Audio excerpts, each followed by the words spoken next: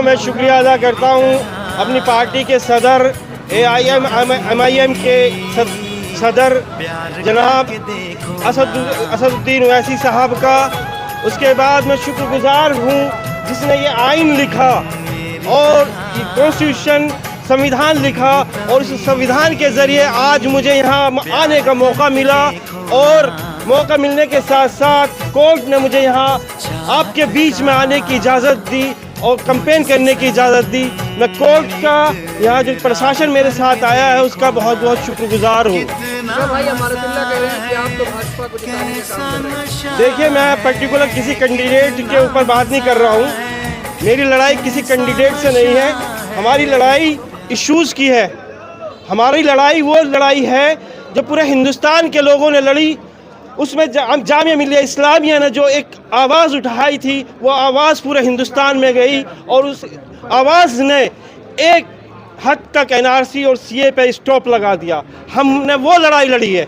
हम ओखला के सड़क के मुद्दे पर लड़ाई नहीं लड़ रहे, हम बिजली के मुद्दे पर लड़ाई नहीं लड़ रहे। हमारे इश्यूज़ जो AIM बीजेपी को जिताने के लिए लड़ रहे हैं, तो मैं उनसे सबसे ये मालूम करना चाहता हूँ कि आपने हरियाणा में किसके लिए लड़ा, आपने महाराष्ट्र में किसके लिए लड़ा, आपने गोवा में किसके लिए लड़ा।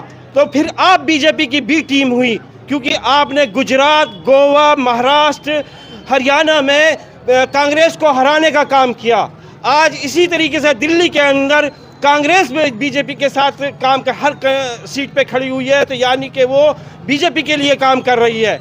हम तो सिर्फ 2 सीट लड़ रहे हैं, हमने ज़्यादा सीट नहीं लड़ने की कोशिश करी। हमने सीलमपुर भी नहीं लड़ी, हमने मटिया महल ने लड़ी, बल्ली मारान नहीं लड़ी। हम लड़ सकते थे, वहाँ पर मेजॉरिटी ऑफ वोटर्स मुस्लिम्स हैं, माइनॉरिटीज़ हैं, लेकिन हमने वो लड़ाई नहीं लड़ी।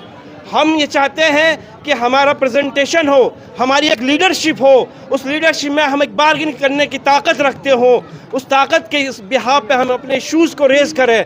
ये जो लोग बीजेपी का डर दिखाकर हमारे इश्यूज़ को ढक देते हैं और उस ढकने के बाद हमें डराते हैं कि बीजेपी जीत जाएगी, हम हार जाएंगे, तो क्या 68 सीटों की जिम्मेदारी कौन लेगा? 68 सीटों पे भी तो आम आदमी लड़ रही है, तो 2 सीट हमारे लिए छोड़ दो।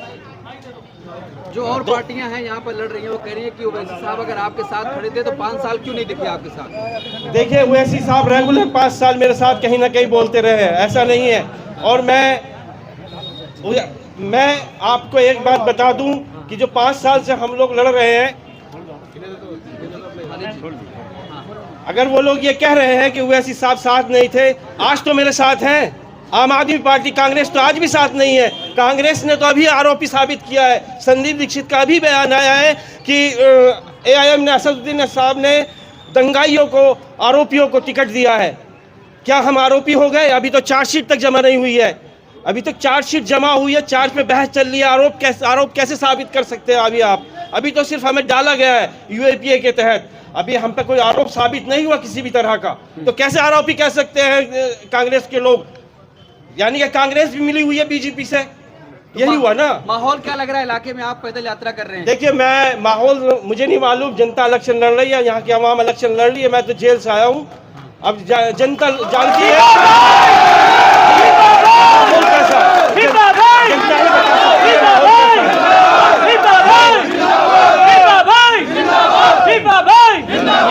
ये तो जनता ही तय करेगी कि हक की लड़ाई लड़ने वाला कौन है, आपके हक के लिए कौन लड़ सकता है। पिछले 20 सालों से, आज 25 सालों से अगर कोई लड़ाई लड़ी है तो हम लोगों ने हक की लड़ाई लड़ी है। जामिया में जब मैं तालिब इल्म था तब भी हमने मानव की अक़लियती के लिए लड़ाई लड़ी, और 2011 में जामिया मिलिया इस्लामिया की अक़लियती किरदार मिला। सवाल ये है कि आपके लिए कौन बोलने वाला है? आप जब तक अपनी लीडरशिप कायम नहीं करेंगे, जब तक हम आपसे कोई बात नहीं करेगा।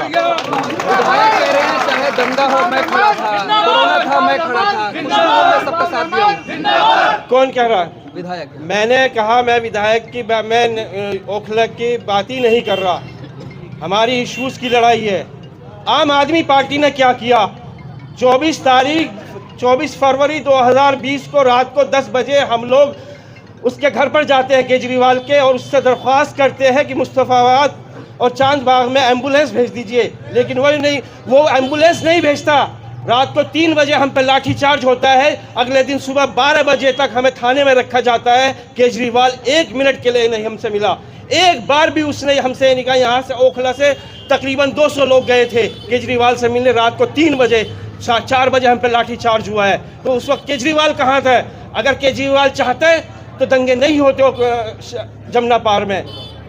दंगे क्यों हुए? अगर केजरीवाल पूरी पार्टी चाहती, मैं एक पर्टिकुलर कैंडिडेट पे, मैं यहाँ टारगेट किसी को करने नहीं आया हूँ। मैं अपने लिए, अब मुझे मेरे लोगों ने मुझे यहाँ बुलाया है, कोशिश की, कोर्ट ने मुझे इजाज़त दी है, तो इसलिए मैं यहाँ आया हूँ। केजरीवाल कह रहे वोट का बिखराव होगा, इसलिए एक तरफा वोट करने सिर्फ 2 सीटों पे वोट का बिखराव होगा। 68 सीटों को संभाल लें। 2 ही सीट पे बिखराव हो रहा है क्या? 68 बाकी सीटों को संभाल ले। 68 सीटों में तो 2 सीट अगर हम लोग जीत भी जाएंगे तो कम से कम उससे कहने के हकदार तो हैं, अपने इश्यूज को तो की बात करने के लिए तो तैयार रहेंगे ना, उनसे बार्गेनिंग तो करेंगे। अगर वो भी नहीं चाहते, सिर्फ एक तरफा गवर्नमेंट बनाना चाहते हैं, तो ये हम होने नहीं देंगे।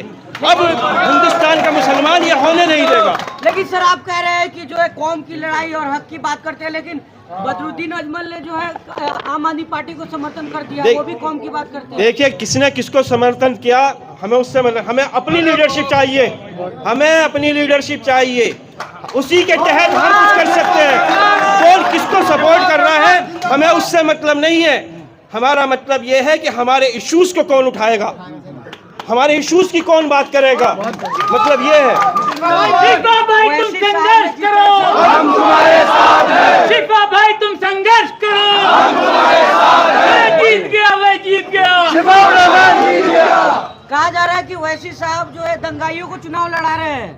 कौन कह रहा है? तमाम मीडिया चैनलों में चल रहा है, भाजपा के लोग कह रहे हैं, कपिल मिश्रा कह रहे हैं। भाजपा तो कहती रहे, भाजपा ने तो अंदर ही क्या झगड़ा, दंगा ही तो भाजपा ने कराया। भाजपा से क्या मतलब? जो कांग्रेस पार्टी है, जब वही कह रहे हैं ये दंगाई नहीं, आंदोलनकारी है, हमारे कोई केस से कोई ताल्लुक नहीं है। देखिए वो पार्टी जाने, वो उनका पार्टी है, पार्टी किसको दे रही है? क्या लग रहा है? ओखला की जनता से क्या कहना चाहेंगे? मैं ओखला की जनता से यही कहना चाहूँगा कि आप लोग बहुत मैच्योर है। ओखला की जनता, ओखला की आवाम बहुत मैच्योर है, बहुत समझ कर वोट डालती है। जैसे हिंदुस्तान के अंदर दूसरी आवाम, दूसरी कम्युनिटी के लोग बड़ी सोच समझ कर वोट डालते हैं, इस बार आपको भी बहुत सोच समझ कर वोट डालना है। आप ये समझिए, जब 4% लोग अपना हक की लड़ाई लड़ सकते हैं, 4% लोग अपना चीफ मिनिस्टर बना सकते हैं, क्या 15% लोग क्या अपने हक के लिए एक हॉस्पिटल की बात नहीं कर सकते, या अपने हक के लिए रोजगार की बात नहीं कर सकते, या अपने हक के लिए दूसरे तालीम की सहूलत के लिए बात नहीं कर सकते?